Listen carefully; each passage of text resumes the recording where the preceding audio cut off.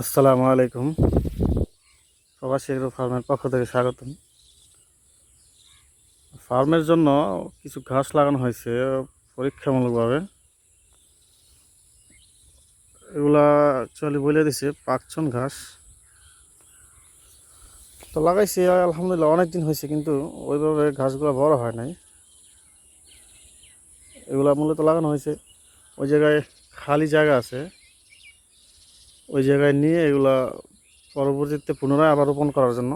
কিন্তু গাছগুলো ওইভাবে বড় হয় না। এগুলাতে সারও তেমন প্রয়োগ করি নাই, তেমন যত্ন নিই, কিন্তু মোটামুটি 1.5 মাস 2 মাস প্লাস ওইভাবে বড় হয় নাই। আর অ্যাকচুয়ালি এগুলো পাকচুন ঘাস কিনা সেটাও আমি সঠিক জানি না, কিন্তু যেখান থেকে নিয়েছি ওনারা বলছে যে এটা পাকচুন, অরিজিনালি পাকচুন। অ্যাকচুয়ালি পাকচুন গাছের পাকচুন ঘাসের বেনিফিটটা হলো এটাতে প্রোটিন থাকে অন্যান্য ঘাসের তুলনায় বেশি, এবং এটা বড় হয়, খুব দ্রুতই বড় হয়, এবং অনেক অনেক বাড়ে, অনেক দ্রুত বাড়ে, লম্বা হয়, প্লাস খুব জাপটালে হয় এই গাছগুলা। তো জানি না এগুলো অ্যাকচুয়ালি অরিজিনালি পাকচুন কিনা, আর একটু বড় হলে বোঝা যাবে। তেমন যত্ন নিই না, আগাছা ভরে গেছে একদম। তো ইনশাল্লাহ এগুলো একটু পরিষ্কার করব, পরিষ্কার করে একটু যত্ন নেওয়ার চেষ্টা করব। আসলে অ্যাকচুয়ালি ফার্ম করতে হলে অবশ্যই ঘাসের ব্যবস্থা আগেই করে নিতে হবে। আমার এই গাছগুলো এগুলো পর্যাপ্ত না, অল্প স্বল্প পরীক্ষামূলকভাবে লাগানো। পর্যাপ্ত পরিমাণে ঘাস প্লাস খড় এইগুলোর ব্যবস্থা করে রাখতে হবে আগেই। এখানে কিছু ওই সাইডেও কিছু লাগানো হয়েছে, আর ওই যে নিচের যে খালি জায়গাটা ওইটাতে মূলত এগুলো লাগানো হবে। আর এই খড়গুলো গরুর জন্য রাখা হয়েছে, কিনা হয়েছে গরুর জন্য। অ্যাকচুয়ালি ঘাসগুলা সার দিয়ে দেবো ইনশাল্লাহ, দেখবো সার দিলে কেমন বড় হয়, দ্রুত বড় হয় কিনা।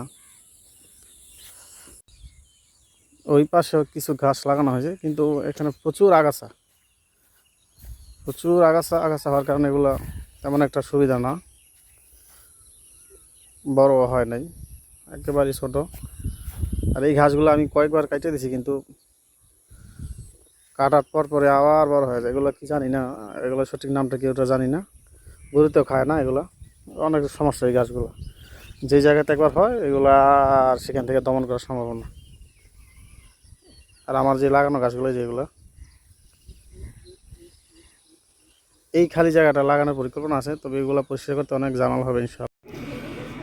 2-3 দিন আগে যে কাঁঠালটা গাছ থেকে পাড়া হয়েছিল ওইটা আজকে চেক করব, দেখব ঠিকঠাক মতো পাকছে কিনা।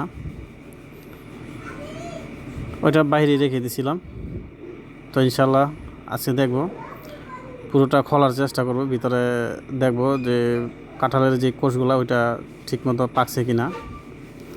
হ্যাঁ, এবার তো দেখা যায় পাকছে, ভালো মতোই পাকছে। তো পুরোটা ফল হয়তো আরও পুরোপুরিভাবে বোঝা যাবে, ভালোভাবে বোঝা যাবে।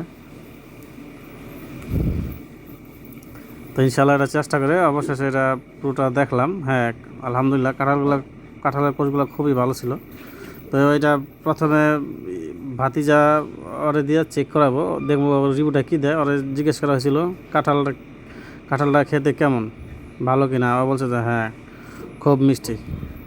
আসসালামু আলাইকুম রহমতুল্লাহ।